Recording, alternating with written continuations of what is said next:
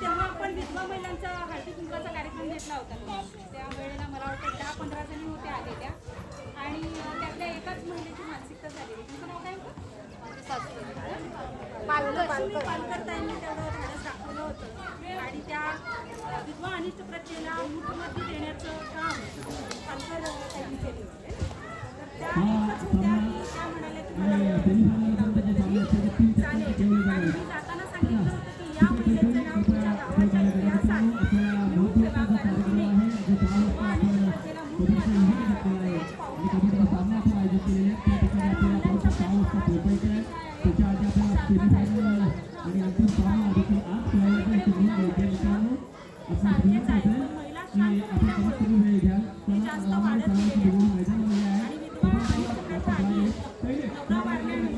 बाईचा कुंकू पुसणं, तिच्या बांगड्या फोडणं, तिची जोडवी काढणं है ना, तिला सण उत्सवात समोर येऊ न देणं, तिनं फुलं न पाळणं, अशा प्रकारची अनिष्ट प्रथा जी महिलांना त्रास देणारी आहे आणि ती आपण सगळ्यांनी बंद केली पाहिजे, सगळ्यांनी मिळून बंद केली पाहिजे. आम्ही 2022ला देवरूखमध्ये विधवा महिलांचा हळदी घेतला. हॅलो, हां, आता जरा सगळ्यांना ऐकायला येईल. Thank you sir. तर माझं नाव वैदेही सावंत आणि मी सरपंचांना ट्रेनिंग देते. मी 2015 पासून सरपंच, ग्रामसेवक, पंचायत समिती सदस्य, जिल्हा परिषद सदस्य, आपल्या जिल्ह्यातले BDO या सगळ्यांना ट्रेनिंग दिलेलं आहे 2015 पासून. आणि आत्ताही मी कोकण विभागातल्या सगळ्या नवीन निवडून आलेल्या सरपंचांना ट्रेनिंग देते. आणि मी 2015 पासून ट्रेनिंग देत असताना मला असं वाटलं की आपण जे शिकवलं त्याचं फारसं इम्प्लिमेंट होत नाही, म्हणून चक्रभेदी सोशल फाउंडेशन नावाची संस्था स्थापन केली आणि त्या माध्यमातून महिलांच्या प्रश्नांवर आणि विशेषतः विधवा आणि एकल महिलांसोबत आपण काम करतो. मी कडपोलीला जेव्हा आले तेव्हा तुमच्या ग्रामपंचायतमध्ये कार्यक्रम झाला होता. खेराडे मॅडम बरोबर ना? हां, खेराडे मॅडम तेव्हा सरपंच होत्या. त्याही माझ्या विद्यार्थिनी आहेत, माझ्या वर्गात त्या बसलेल्या आहेत सरपंचांच्या ट्रेनिंगला असताना. आणि तिथे आपण विधवा अनिष्ट प्रथा बंद करण्यासाठीचा कार्यक्रम घेतला होता आणि पालकरताईंनी त्याच्यामध्ये त्या अनिष्ट प्रथेला मूठमती देण्यासाठी एक पाऊल पुढे टाकलं होतं. आणि मी त्यावेळेला सांगितलं की तुमच्या गावाच्या इतिहासामध्ये ह्या महिलेचं नाव करून ठेवा, कारण तिने एकमेव ती व्यक्ती त्या सभागृहात होती जी म्हणाली की मला तुम्ही हळदी कुंकू लावलं तरी चालेल. आणि हे कशासाठी आहे, हे सगळं का अट्टहास आहे, तर आपण आज बोललो नाही म्हणून पुढच्या पिढीला ते संक्रमण झालं, त्या अनिष्ट प्रथांचं पुढच्या पिढीला ते दिलं गेलं. म्हणून आजच आपण त्या अनिष्ट प्रथा बंद केल्या पाहिजेत ज्या महिलांना त्रास देणाऱ्या आहेत. आम्ही दरवर्षी विधवा महिलांचा हळदी कुंकू देवरूखमध्ये घेतो आणि आता आमचं 4थं वर्ष होतं आणि त्यावेळेला आम्ही 100 साड्या दिलेल्या होत्या.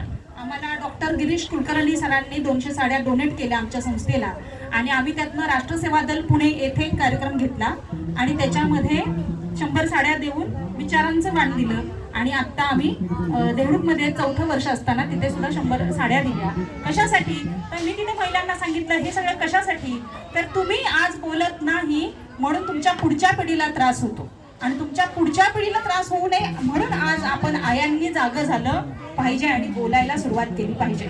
आता आमचे काही कार्यक्रम सुरू आहेत, याच्यामध्ये आपण विधवा महिलांना आणि एकल महिलांना रोजगाराची संधी देण्यासाठी प्रयत्न करतो. आम्हाला एका संस्थेने वस्तुरूपाने CSR फंड दिला, त्याच्यामध्ये 1 लाखाच्या वस्तू दिलेल्या आहेत. सगळ्यांचं लक्ष आहे ना? स्टीलचं एक 6 फूट उंचाचं एक गाडी आहे, शॉप आहे ते, त्याच्याबरोबर 2 पितळेचे टोप आणि हलवण्यासाठी 2 पळ्या, थर्मास, शेगडी, कप, गाळण, सांडशी पासूनचं, कपापासूनचं सगळं 1 लाखाचं साहित्य आम्ही महिलांना पूर्ण मोफत देतो.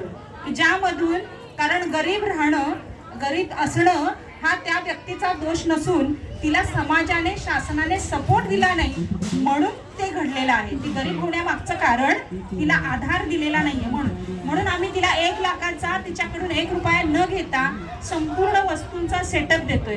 काल आम्ही इथे पाग काविळतळी खेरडी इथे सगळीकडे जाऊन आलो. तिथल्या काही विधवा महिलांचा आधीच आम्ही नावं घेतली होती आणि त्या भेटी देऊन आल्या. तर तुमच्या इथं सुरू होईल. पागेवरती एक सुरू होणार आहे, खेरडीवरती एक सुरू होणार आहे, काविळतळीला एक सुरू होणार आहे. गोवळकोटला ओतारी म्हणून मॅडम आहेत, त्यांना एक आम्ही भेटलेलो आहोत. तर तुमच्या इथे 7 जणांना आम्ही काल भेटलेलो आहोत. आणि आता तुम्ही पुणे मुंबईचा असेल तर मुंबईला सुद्धा आपण देतो. याच्यामध्ये काही अट नाही, अट 2च आहेत. सगळ्यांचं लक्ष आहे ना? मी आलेल्याचं कारण त्याचं हे आहे की ही योजना तुमच्यापर्यंत मला सांगायची आहे की